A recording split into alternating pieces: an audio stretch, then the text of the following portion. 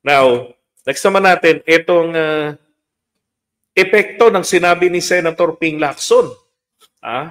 Sapagkat si Senator Amy Marcos po ay umamin sa kanyang insertion. Ayan,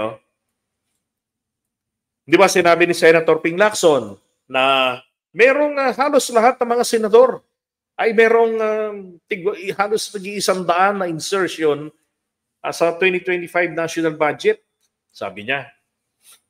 So nagkakaisa-ungkata na, 'di ba? Binanggit na inunang tinira na para masira si Riza Ontiveros. Dinali na ni Kato Nying. Ang tanong nga sino ang nagbigay ng impormasyon na 'yon kay Kato Nying? Ayan naman tayo no? Katulad nung dati, pag may naglilik, ganyan, sino ang may access diyan sa Malacanang? So ito naman, sino ang may access dito sa Senado sa mga dokumento na yan? Although sabi ni Tonyeng, available naman yan sa Senado. Parang ganun kadaling kumuha ng kopya. Di ba? So ngayon, sabi niya rito napilitan ng umamin si Amy. Tungkol sa sinasabi nilang insertion, opo, marami akong gustong tulungan. Pagbigyan. Ngunit lahat ng proyekto ko, tulong sa ibang sangay ng gobyerno at mamamayan, insertion man ang tawag nila, o institutional amendment, hindi ako pinagbigyan.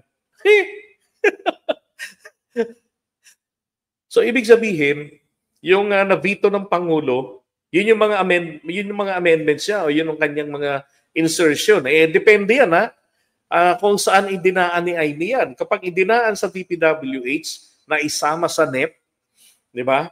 Para maging project ng Pangulo, that's legit. Pero kung dinaan yan sa criminal bycam, nako po, that's evil. Di ba? Kasi doon ay walang hustisya sa bycam. Walang diskusyon. Di ba?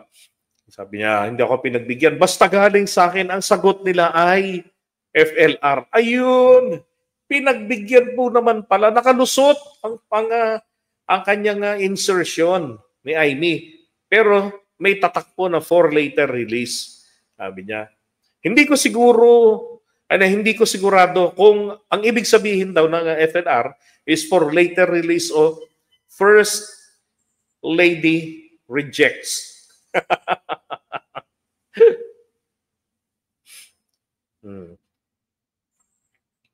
Nangyari talaga. Buti na lang o buti nga. Galing galing lumusot ni Amy. Marami siyang, may insertion siya, hindi niya nakuha yung pera dahil naka-FLR. Nako, palagay ko, kasi yan pong mga naka-FLR na insertion, yan yung mga tipong idinaan doon sa criminal bycam. Yan yun. Na pag tinignan mo, nako, dahil hindi naman nadadaan pa sa budget deliberation ng committee, di ba?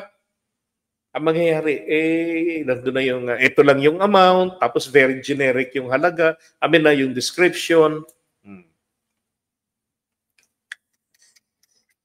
Pero importante dito, umamin Senator Amy Marcos, meron din siyang insertion. So dalawa na sila ni Riza. Si Riza naman, hindi tinatanggap na meron siyang unprogram at meron siyang evil or illegal amendments or insertion.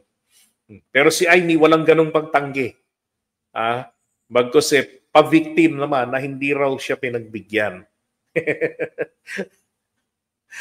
Ay nako, meron nakalusot sa budget ang kanyang pondo kaya nakalagay roon is FLR for later release upon justification of its necessity, ika nga. Diba? Kaya lang ang plano ng Pangulo nga ngayon, ilang bilyon yan, hindi niya na i-release yan. No. Nako, Amy. Reflect yung pagiging ass-kisser, no? Ang daming gustong pagbigyan, ang daming gustong tulungan. Huwag niyong angkinin yung trabaho. I-refer niyo sila sa tamang ahensya. Hindi yung kayo yung gaganap. Anong ibig sabihin nun? Diba? Usurpation of authority? O EPAL? Baka ho pareho, di ba? Ay nako, ito dinawit na naman yung sa FL. Ay nako, kontrabida talaga. Ay, totoo po yan. Malakas mambuli. Diba? Okay, pag-usapan naman natin ngayon, ito pong kasunod. Yan.